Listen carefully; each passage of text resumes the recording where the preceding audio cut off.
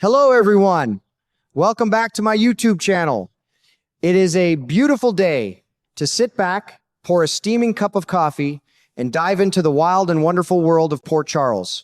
We have got so much to talk about today, and I am just thrilled to share my thoughts with you all. Now, you know Carly Spencer as well as I do, and bless her heart, that woman simply cannot help but stir the pot when it comes to her family.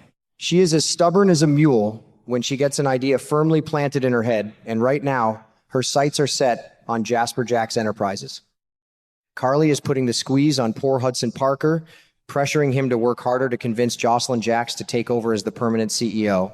I tell you, watching Carly operate is like watching a force of nature. She just sweeps in and expects everyone to bend to her will. Hudson is really caught in the middle of this storm, trying his absolute best to appease Carly while trying to reason with Jocelyn. He is going to make another solid attempt to get Jocelyn on board with the corporate plan, but if you ask me, he is barking up the wrong tree. Jocelyn has really grown into a remarkably smart young woman, and she has a good head on her shoulders.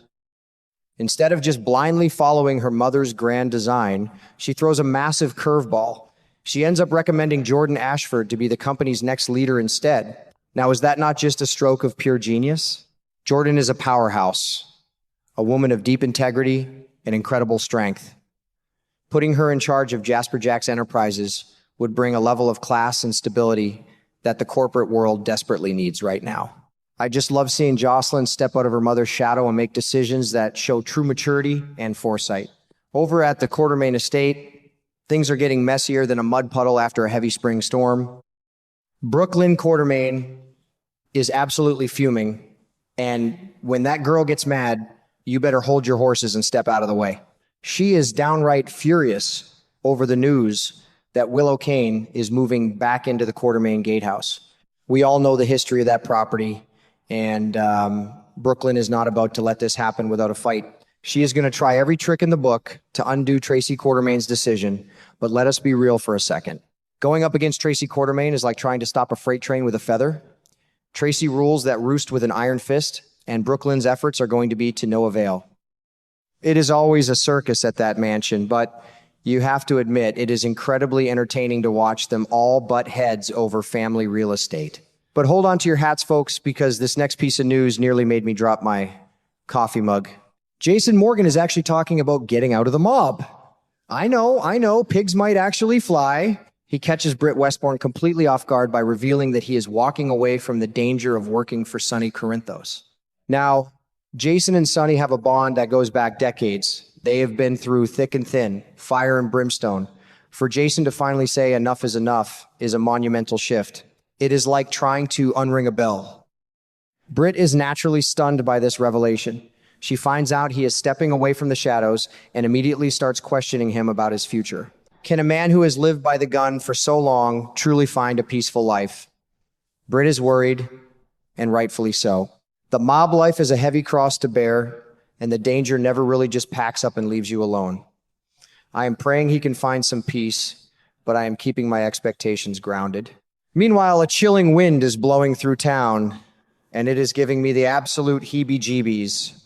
Kai Taylor is finding himself completely rattled and reeling.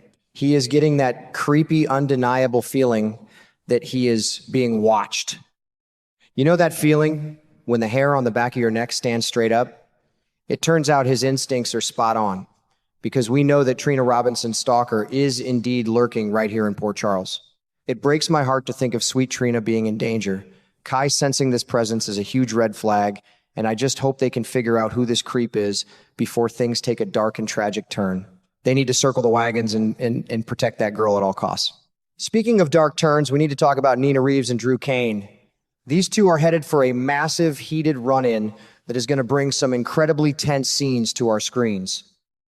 There is no love lost there, and the air is going to be thick enough to cut with a knife.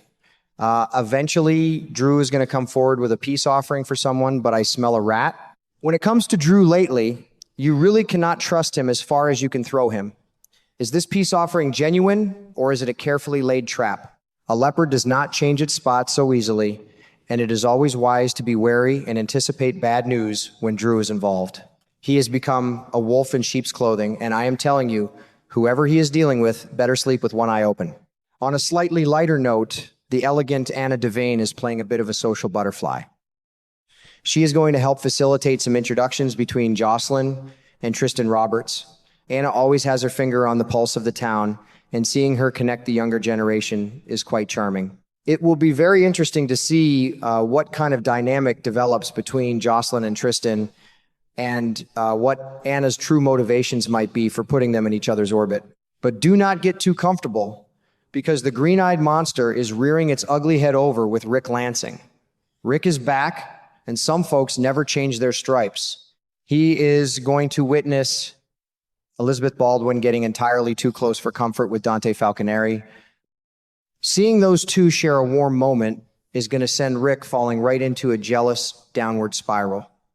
We all know Rick's history. When he gets obsessed and jealous, he becomes his own worst enemy. He starts scheming and plotting, and it never ends well for anyone involved. Elizabeth deserves happiness, and Dante is a good, solid man. I just hope Rick does not ruin things with his toxic jealousy. Now, let us talk about a situation that just tears at my heartstrings. Curtis Ashford is preparing to report for his first day at Pentonville. Before he goes, he finishes saying his heartbreaking goodbyes and shares one last deeply emotional kiss with Jordan. Oh, Lord have mercy. That moment is going to require a whole box of tissues. The love and history between those two is so palpable. But reality sets in quickly as Curtis arrives at the prison. He gets assigned a cellmate, and guess who it is? None other than the notorious Jens Sidwell. Sidwell is bad news wrapped in a terrible package. As the days go by, Sidwell is going to taunt Curtis a bit, testing his boundaries. But Sidwell is a calculating man, and he might see the potential for them to become allies. This puts Curtis right between a rock and a hard place. Curtis is terrified that if he does not cooperate, Sidwell could retaliate against his family on the outside. But at the same time, Curtis is desperately holding on to his chance for parole in 2 years. He does not want to do a single thing that could mess up his chances of getting back to the people he loves. This is a massive moral dilemma. If Sidwell demands help with an escape plan, Curtis is going to be skating on extremely thin ice. I just pray the man can keep his head down and serve his time without getting pulled into Sidwell's dark web. In other parts of town, curiosity is getting the better of folks. Hudson is deciding to go on a little fishing expedition, snooping around, trying to learn more about Delilah Wilson's baby. Now, digging up secrets in Port Charles is like playing with fire, and Hudson is about to get burned. Ava Jerome is going to catch wind of this, and she is like a fierce mother bear when it comes to protecting her secrets. Will Ava realize Hudson is digging for information and try to keep him completely out of the loop regarding Phoebe Chase? You better believe it. Ava is a master manipulator, and she will spin a web of lies so thick Hudson will not know which way is up. He really should leave well enough alone before he crosses the wrong woman. Finally, we are going to see some sweet moments between the younger crowd as Rocco Falconeri and Scout Quartermain start to grow closer. It is always lovely to see the kids finding comfort in each other, but not everyone is going to be happy about it. Drew is likely going to flip his lid if he catches them looking too cozy. He is so overprotective and volatile right now that he might just forbid any future interactions between them altogether. It is a shame, really, because those kids need some joy in their lives amidst all the adult chaos. Well, my friends, it looks like we are in for a bumpy ride full of shocking discoveries and fierce face-offs. I cannot wait to see how it all unfolds, and I will be right here waiting to talk about every single juicy detail with you.